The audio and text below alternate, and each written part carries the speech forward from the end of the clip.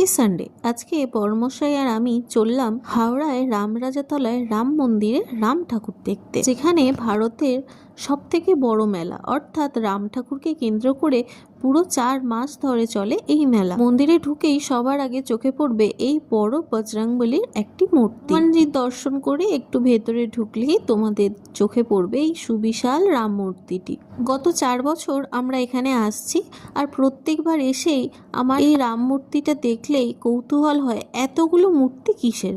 তাই এবারে কৌতূহলটা দমিয়ে রাখতে না পেরে ওখানকার ঠাকুরমশাইকে জিজ্ঞাসা করলাম যে এতগুলো মূর্তি কিসের। তখন ওখানকার ঠাকুরমশাই বললেন, এটি আসলে শ্রীরামচন্দ্রের রাজসভার একটি দৃশ্যকে ফুটিয়ে তোলা হয়েছে। এই যে ওপরে বসে আছে একজন, দেখছো মাথার মধ্যে সরা নিয়ে, সরাটা আসলে পৃথিবীর রূপক। উনি হচ্ছেন বাসুকীনাগ, তিনি পৃথিবীকে ধারণ করে বসে আছেন। রাম সীতা দুপাশে থাকেন ব্রহ্মা এবং মহেশ্বর, রামের চারদিকে থাকে লক্ষণ, ভরত, শত্রুঘ্ন ভাইরা, তার সাথে পরিচারক। নিচের সারিতে আছে তুলসীদাস, জাম্বুবান ছাড়াও শিবের অনুচররা। যেহেতু এটি রাজসভা দৃশ্য, তাই নৃত্যরত কয়েকজন নর্তকীও আছেন এখানে। উপরে দুদিকে আছেন সিংহবাহিনী আর আছেন 5টি সরস্বতী। আসলে এই জায়গায় আগে সরস্বতী পূজা হতো, কিন্তু সরস্বতী পূজার দিন থেকেই এই রাম ঠাকুরের কাঠামো পুজো হয়, তাই জন্য সরস্বতী পুজোর উদ্যোক্তা আর রাম পুজোর উদ্যোক্তাদের মধ্যে মতবিরোধ হয়। তখন তারা মধ্যস্থতায় আসেন যে রাম ঠাকুরের ওপরে থাকবে 5টি সরস্বতী মূর্তি। এই হাওড়া রামরাজাতলাতে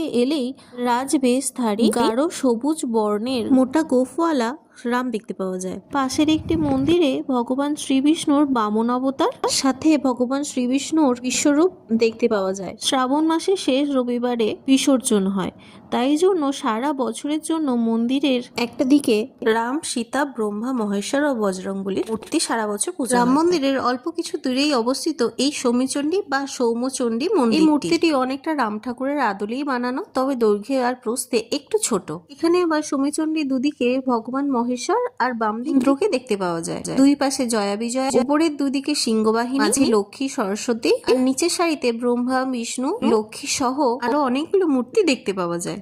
দেবী এখানে চতুর্ভুজা। এই পূজা শুরু হয় চৈত্র মাসের শুক্লা সপ্তমীতে, আর রাম ঠাকুরের সাথে শ্রাবণ মাসের শেষ রবিবারে এই মা চণ্ডীরও বিসর্জন দেওয়া হয়। কারা কারা এই মন্দিরে এসেছো ঠাকুর দেখতে অবশ্যই আমাকে কমেন্টসে জানিও। আর যারা আসুনি তারা অবশ্যই ঘুরে যেও হাওড়ায় রামরাজাতলায় রাম ঠাকুর আর সৌমিচণ্ডীর কাছে।